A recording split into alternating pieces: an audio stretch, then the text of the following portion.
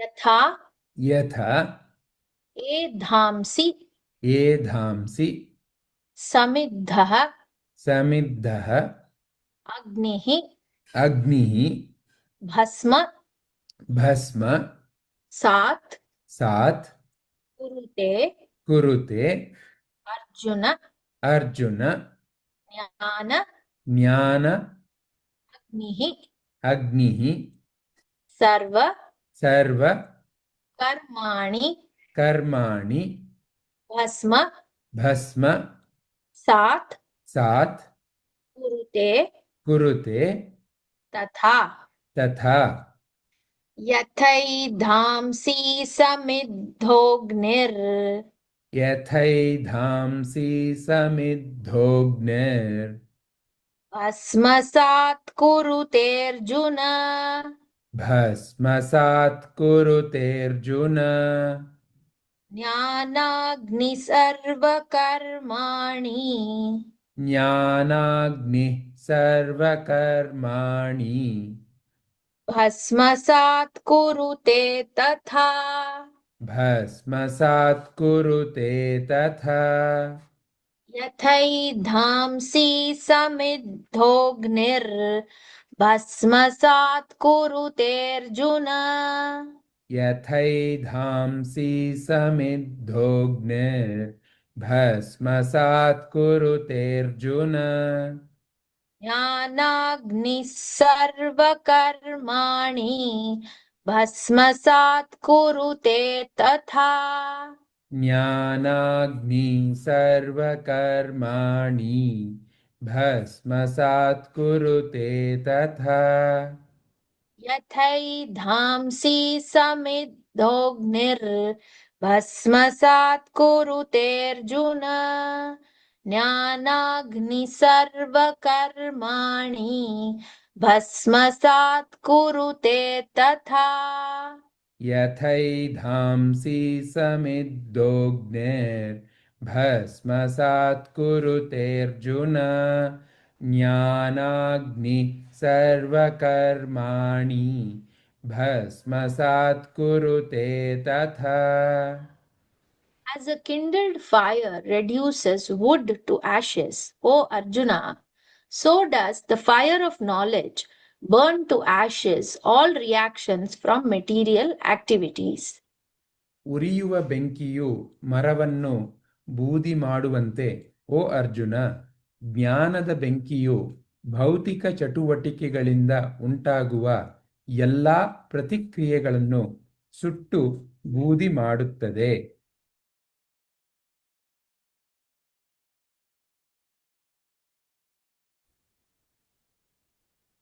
न ನ हि ಹಿ ज्ञानेन ಜ್ಞಾನೇನ सदृशं ಸದೃಶಂ पवित्रं ಪವಿತ್ರಂ इह ಇಹ विद्यते ವಿದ್ಯತೆ तत् ತತ್ स्वयं ಸ್ವಯಂ योग ಯೋಗ संसिद्धः ಸಂಸಿದ್ಧಃ कालेन ಕಾಲೇನ आत्मनि ಆತ್ಮನಿ विन्दति ವಿಂದತಿ न हि ज्ञानेन सदृशम् ನ ಹಿ ಜ್ಞಾನೇನ ಸದೃಶಂ पवित्रमिह विद्यते ಪವಿತ್ರಮಿಹ ವಿದ್ಯತೆ तत्स्वयं योगसंसिद्धः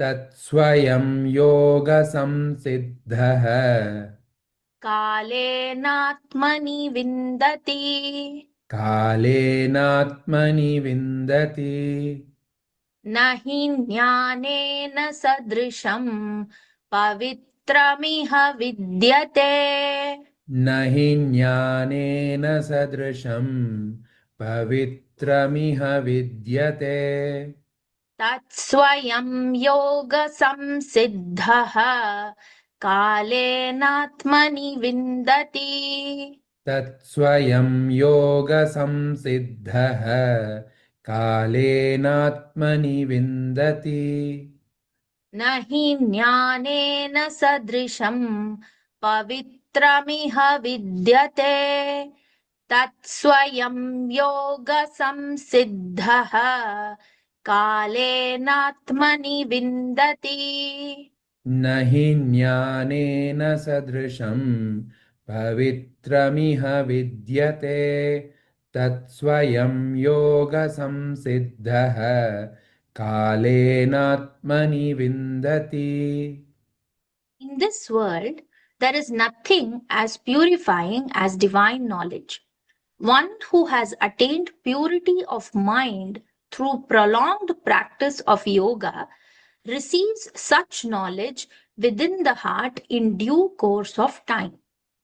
ಈ ಲೋಕದಲ್ಲಿ ದೈವಿಕ ಜ್ಞಾನಕ್ಕಿಂತ ಶುದ್ಧವಾದದ್ದು ಯಾವುದೂ ಇಲ್ಲ.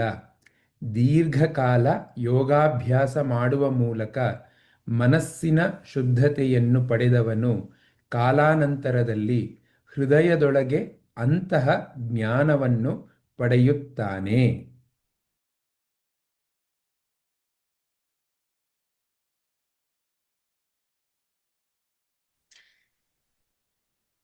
ಶ್ರದ್ಧಾವಾನ್ ಲಭತೆ ಜ್ಞಾನಂ ತತ್ ಪರಃ ಸಂಯತ ಇಂದ್ರಿಯಃ ಜ್ಞಾನಂ ಲಬ್ಧ್ವಾ ಪರಾಂ ಶಾಂತಿಂ ಅಚಿರೇಣ ಅಧಿಗಚ್ಚತಿ. ಶ್ರದ್ಧಾವಾನ್ ಲಭತೆ ಜ್ಞಾನಂ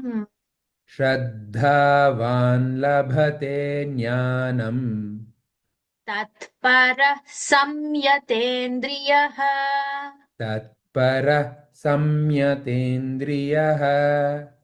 ಜ್ಞಾನಂ ಲಬ್ಧ್ವಾ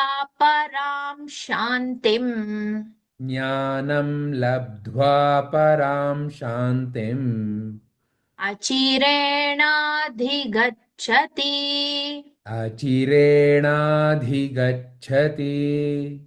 ಶ್ರದ್ಧಾವಾನ್ ಲಭತೆ ಜ್ಞಾನಂ ತತ್ಪರಃ ಸಂಯತೇಂದ್ರಿಯಃ ಶ್ರದ್ಧಾವಾನ್ ಲಭತೆ ಜ್ಞಾನಂ ತತ್ಪರಃ ಸಂಯತೇಂದ್ರಿಯಃ ಜ್ಞಾನಂ ಲಬ್ಧ್ವಾ ಪರಾಂ ಶಾಂತಿಂ ಅಚಿರೇಣಾಧಿಗಚ್ಚತಿ. ಜ್ಞಾನಂ ಲಬ್ಧ್ವಾ ಪರಾಂ ಶಾಂತಿಂ ಅಚಿರೇಣಾಧಿಗಚ್ಚತಿ. ಶ್ರದ್ಧಾವಾನ್ ಲಭತೆ ಜ್ಞಾನಂ ತತ್ಪರಃ ಸಂಯತೇಂದ್ರಿಯಃ ಜ್ಞಾನಂ ಲಬ್ಧ್ವಾ ಪರಾಂ ಶಾಂತಿಂ ಅಚಿರೇಣಾಧಿಗಚ್ಚತಿ.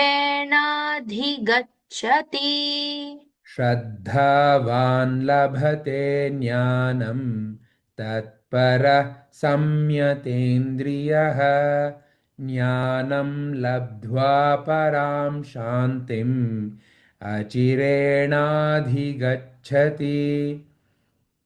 Those who have faith and who have practiced controlling their mind and senses attain divine knowledge. Through such transcendental knowledge, they attain everlasting supreme peace without delay. ಶ್ರದ್ಧೆಯನ್ನು ಹೊಂದಿರುವವರು ಮತ್ತು ತಮ್ಮ ಮನಸ್ಸು ಮತ್ತು ಇಂದ್ರಿಯಗಳನ್ನು ನಿಯಂತ್ರಿಸುವ ಅಭ್ಯಾಸ ಮಾಡಿದವರು ದೈವಿಕ ಜ್ಞಾನವನ್ನು ಪಡೆಯುತ್ತಾರೆ. ಅಂತಹ ಅಲೌಕಿಕ ಜ್ಞಾನದ ಮೂಲಕ ಅವರು ತಡವಿಲ್ಲದೆ ಶಾಶ್ವತವಾದ ಪರಮಶಾಂತಿಯನ್ನು ಪಡೆಯುತ್ತಾರೆ.